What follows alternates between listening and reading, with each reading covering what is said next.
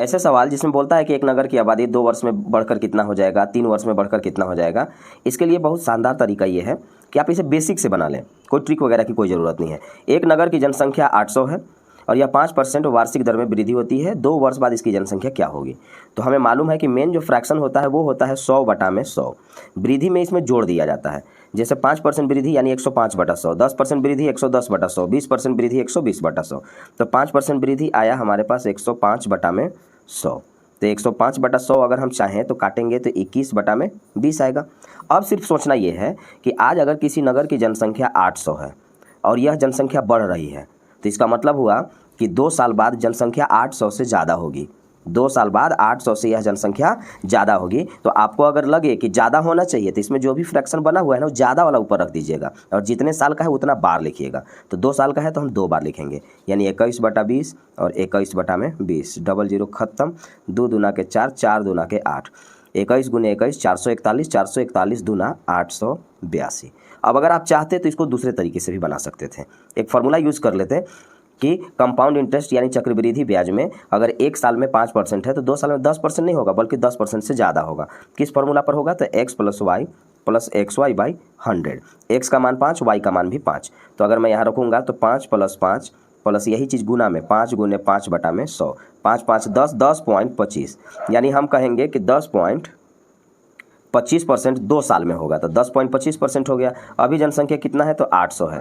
तो 800 में 10.25% वृद्धि होगा तो कितना होगा? या फिर हम चाहें तो इसको 110.25/100 भी लिख सकते हैं, या फिर हम सिर्फ 800 का लगभग 10% देखिए तो कितना होगा अंदाज पे मारने के लिए।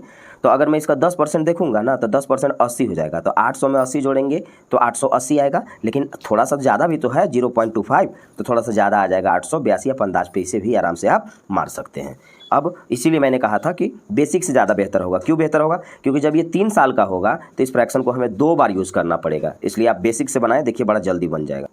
अब हमें फ्रैक्शन बनाने आ गया। तो ये बोल रहा है कि एक नगर की जनसंख्या 50,000 है, 3 लगातार वर्षों में 5, 10 और 20% की वृद्धि हुई है, 3 वर्ष के बाद कितना होगा? तो हमें मालूम है कि जनसंख्या अगर आज 50,000 है तो आने वाला समय में 50,000 से जनसंख्या ज़्यादा होना है। तो जितना भी फ्रैक्शन बनेगा बस उसको ऊपर लिख देंगे, आंसर हमारा डायरेक्ट आ जाएगा।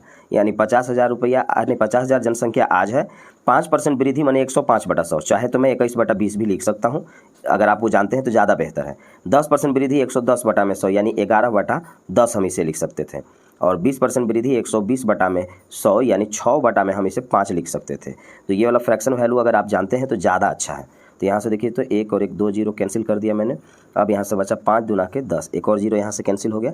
अब हम इसे मल्टीप्लाई करेंगे, गुना करेंगे। तो देखिए तो यहाँ पर एक जीरो है, तो जीरो तो सब में है ही। अब इकाई अंक देखिए तो क्या आने वाला है? तो 5 एकम 5, 5 छक्का 30, 2 जीरो आने वाला है। तो 2 जीरो यहाँ यहाँ यहाँ इस तरह का है। अब हमें मल्टीप्लाई करना पड़ रहा है, गुना करना पड़ रहा है। तो एक काम करेंगे कि हम कैसे करें, ऐसे कर लेते हैं। 21 × 105 गुना ये 21 × 105, 11 × 66। इससे फ़ायदा क्या होगा कि 6 का एक ही बार ना पढ़ना पड़ेगा। 6 × 30, 6 एकम 6। फिर तो हम इस चीज़ को ऐसे ही लिख देंगे और 0 3 9 6 आंसर आ गया 69 30, ऑप्शन सी।